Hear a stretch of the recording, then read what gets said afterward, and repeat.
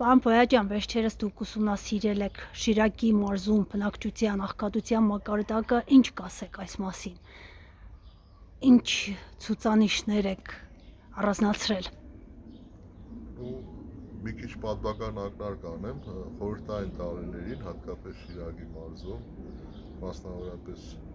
Լենինագանում, ներկայիս Գյումրի քաղաքում, աղքատությունը բնակչության մոտ եղել է ամոթալի երևույթ, այսինքն աղքատներ չեն եղել։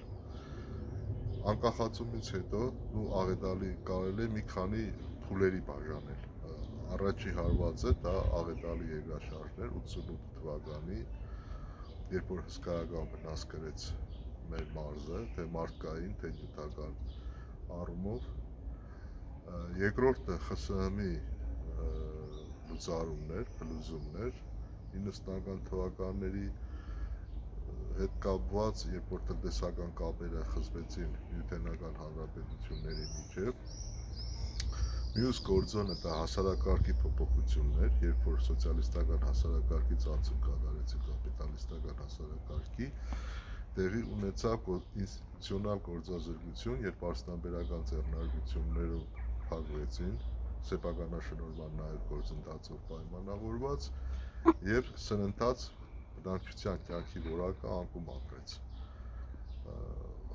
90-ական թվականները էներգետիկ ճգնաժամը, պատերազմական գործողությունները էապես ազդեցին բնակչության աղքատության մակարդակի վրա, ինչն բերեց հանգեցրեց աշխատուժի ավելցուկի եւ բնակչության զանգվածային արտագաղթի, աղքատության մակարդակի շեշտակի բարձրացման։ Այդ ժամանակ գրեթե մարզի բնակչության 70%-ը աղքատ էր։ Այնուհետև հաջորդ փուլը կարելի ասել աղքատության մասնակի նվազման փուլն էր, դա 98-ից արդեն մինչև 2008 թվականներն ընկած ժամանակահատվածներ, երբ որ տնտեսությունը մի քիչ աշխուժացավ, բնակարանաշինություն, արդյունաբերական ձեռնարկությունների որոշ վերաշահագործում եւ այլն։ 2008 թվականի համաշխարհային տնտեսական ճգնաժամը, երբ որ մեր հանրապետությունում տեղի ունեցավ տնտեսության 14%-ի անկում, որ նկատվեց աղքատության որևէ մակարդակի աճ։ Եվ 2015 թվականից հետո նորից այդ անկումը տեղի ունեցավ աղքատության մակարդակի, այստեղ հետաքրքիր գիտեք որն է, որ կա աղքատության սրության մակարդակ եւ խորության մակարդակ։ Հասարակությունը ընդհանրապես բաժանում է շատ աղքատ կամ չկավորների, աղքատ բնակչության եւ ոչ աղքատ։ Եթե վերցնենք այդ վերջի 30 տարվա դինամիկայով նայենք, տեսնենք, որ ոչ աղքատ բնակչության տեսակարար կշռի աճ է գրանցվել։ Աղքատության մակարդակը գրեթե նույնն է մնացել, 40%-ից մի քիչ ավել է։ Չնայած Հայաստանի Հանրապետության ամենաաղքատ մարզն է մեր մարզը, իսկ շատ աղքատների թվի շեշտակի անկում է գրանցվել։ Հիմա մեզ խնդիր էր պարզել դա ինչով է պայմանավորված, պետական քաղաքականության արդյունքում է այդ աղքատությունը անկում ապրել, թե ինչ-որ արտաքին ազդակների եւ գործոնների, եւ վերլուծությունը պարզեցինք, որ դա այդքան պետական քաղաքականությունով պայմանավորված չի եղել, որովհետեւ այդ ավելցուկ աշխատուժը, որոնք գործազուրկ են եղել, աստիճանաբար արտագաղթել են սկզբնական շրջանում սեզոնային արտագնաաշխատանքի, հետո մշտական արդեն այնտեղ բնակարան են ձեռք բերել, իրենց ընտանիքին են կանչել, բարեկամներին, հարազատներին, եւ բնականաբար այդ աշխատուժի ավելցուկը, որը արտագաղթել է, դա ինքնստիկյան բերել է աղքատության մակարդակի նվազման։ Այսինքն այստեղ պետական քաղաքականությունը որևէ ազդեցություն չի ունեցել աղքատության մակարդակի նվազման կամ հաղթահարման վրա։ Իսկ հարուստներ փաստորեն չկան։ Ըստ ձեր թվարկածի։ Պետական վիճակագրական ծառայության դասակարգումով այդտեղ տողը գնում է ոչ աղքատ բնակչություն, բայց ասենք հարուստները սովորաբար բոլոր տիպի հասարակություններում հարուստները 1-ից 5% են կազմում հասարակության, որոնց ձեռքին բաշխված է ազգային հարստության ունեցվածքի 90%-ից ավելի։ Այդ առումով Հայաստանի Հանրապետության առանձնահատկությունը կայանում է նրանում, որ մեր ազգային հարստության 90%-ից ավելի կենտրոնացված է Երևանում, իսկ բնակչության մոտարապես 35-40%-ն է կենտրոնացված Երևանում, այսինքն անհամաչափ զարգացում է տեղի ունենում տարածքի, դրա վառ վկայությունն է, եթե այսօր գնանք Աշոտսկի և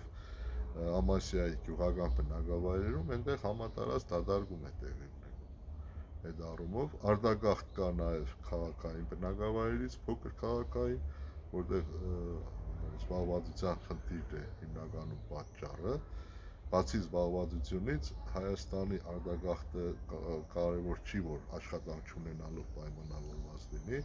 այլ պայմանավորված է ցածր եկամտաբերությամբ, աշխատավարձը ցածր է։ Մենք տեսնում ենք, որ այսօր Գյումրիից հազարավոր, տասնյակ հազարավոր աշխատունակ տարիքի տղամարդիկ մեկնում են Երևան սեզոնային արտադրաաշխատանքի, այնտեղ շինարարության վրա են աշխատում, էլի, շինարարությունը մենագրված։ Իսկ Աշոտսկից, որ ասում եք դադարվում են գյուղերը, հիմնականում ուր են գնում։ Ռուսաստանի Դաշնությունն է։ Օրինակ Աշոտսկի, որ ասում են, այսպես կոչված ձորի գյուղերի բնակիչների մեծ մասը տեղափոխվել են Գյումրի, Երևան եւ այլ քաղաքներ, եւ այնտեղ հիմա կարող է ասել, որ ամառանոցներ են դարել, ամառան շրջանում անասունները տանում են այնտեղ արածեցնում են։ Ձմռանը գրեթե այնտեղ մարդ չի ապրում։ Օրինակ Բաշ-գյուղում տղամարդիկ գրեթե չեն մնացել, շատ քիչ են, բանը սեզոնային արտադրաաշխատանքի են մեկնում, այդ առումով վիճակը աղետալի է։ Գյումրին կարելի է դասել մահացող քաղաքների շարքին, երբ որ առկա բնակչության թվի 22%-ից ավելի 60 և տարիքի բնակչությունն է, դա արդեն ցույց է տալիս այդ քաղաքի պատկերը։ Տեղեր կա, որ մահացածությունը գերազանցում է ծնվածների թվին։ Եվ ես մեկ-մեկ զարմանում եմ, որ գյուղում 3 երեխա չկա, բայց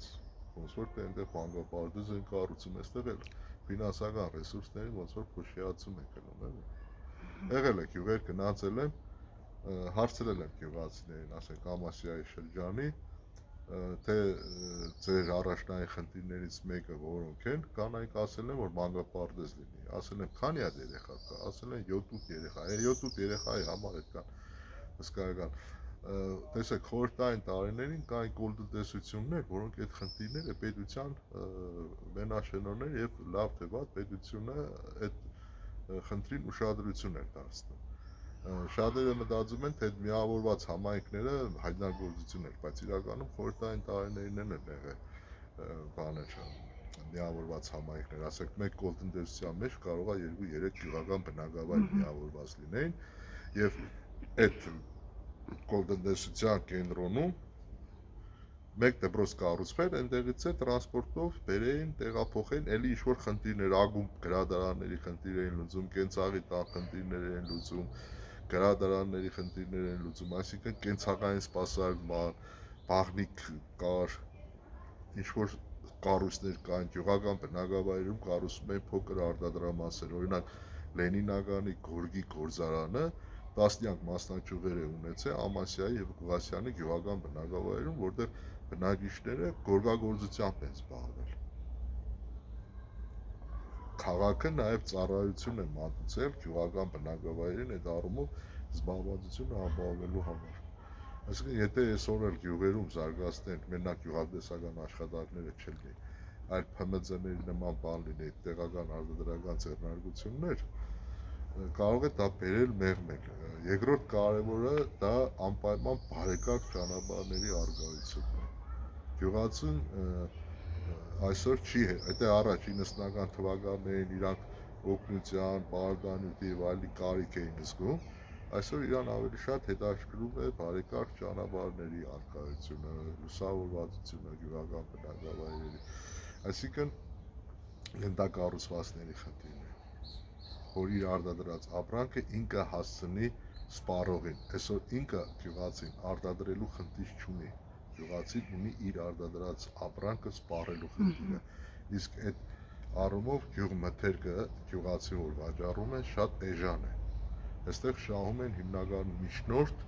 եւ արտադրող ձեռնարկությունները, այսինքն այստեղ էլ խնդիր կա, որը պետությունը պետք է հարցերը կարգավորի։ Դա նույնպես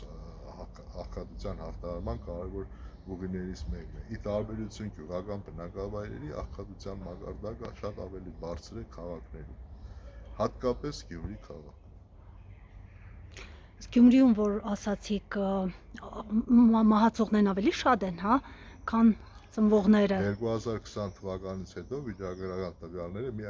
անցած տարվանը չեմ կարող ասել 2024 թվականը, բայց COVID-ով պայմանավորված նաև 21-22 թվականներին մահացածների թիվը գերազանցել է ծնվածների թվին։ Եվ այդ միտումը շարունակվելու է, որովհետև ծնվածների թիվը աշխատանքային տարիքից դուրս եկածների թվին զիջում է։ Այսինքն տարեցների թիվը ավելի շատ է, քան ծնվածների թիվը, ասենք մինչև 15 տարեկանների թիվը կազմում է քաղաքի բնակչության 16-17%-ը։ Այն դեպքում, երբ որ ասացի 60 եւ բարձր տարեկի բնակչության տեսակարար կշիռը 22% է, նշանակում է մահացածները համնականում այդ տարիքի մարդիկ են, բնակիչներն են, ավելի շատ կլինեն, քան ծնված երեխաները։ Ինչ կարող են անել, որ նման պատկեր չլինի, Գյումրին չդառնա օրինակ մահացող քաղաք։ Առաջի հերթին այստեղ կա երկու կողմ՝ արտաքին եւ ներքին։ Արտաքինը դա աշխարհաքաղաքական կայունությունն է։ Երկրորդ կողմը դա ներքին քաղաքական կայունությունն է։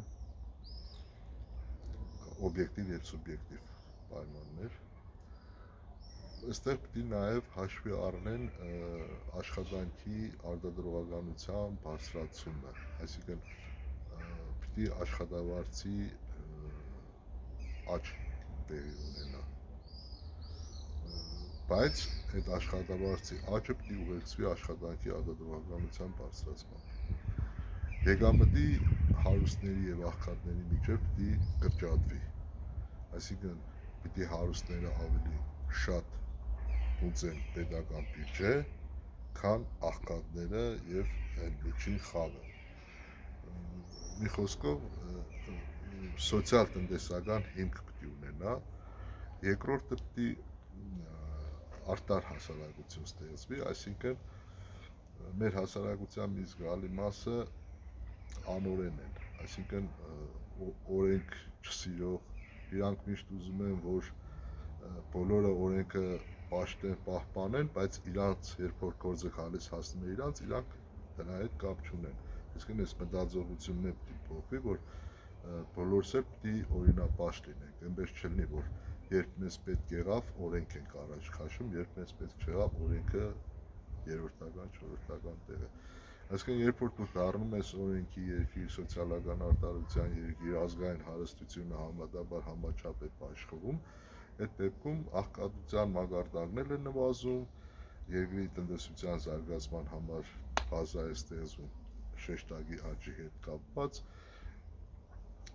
Եթե մի կողմից դու խոշոր ներդրողին հալածում ես, մյուս կողմից էլ ասում ես բերեք ներդրում արեք Հայաստան, այդ չի լինի։ Պետք է համաչափ արտար մոտեցում ունենաս այդ հարցում։ Դա ասենք արդեն պետության կառավարման խնդիրն է, դա գալիս է նաև մեր հասարակությունից, որը մենք միշտ ծայրահեղությունից ծայրահեղություն ենք գտնում, էլի։ Ասենք մի մասը հասարակության մտածում է, որ պետք է բոլորը կործանեն իր խնդիրը լուծելու, չէ՞։ Հիմա ասենք հատկապես շատ անընդունելի է, երբ որ հարցի հետ այդքան կապված չէ, բայց մտածողության հետ է կապված։ Երբ որ փոխանակ դու քո երկիրը պաշտպանես, մեղք գցում ես հարևան պետության վրա, մեր դաշնակից այսպես ասած, ասում է ժողովուրդն է ասում, չէ, Ռուսաստանը մեզ խաբեց, ինչի չեկավ պաշտպանեց, բայց ինչի պետք է գար պաշտպանել, եթե դու քո երկիրը չես պաշտպանում, չես կռվում քո երկրի համար, դու ինչ իրավունք ունես ուրիշից պահանջելու, չէ։ Հիմա ինչ որ տեղի ունենում, մենք անմեղ ենք,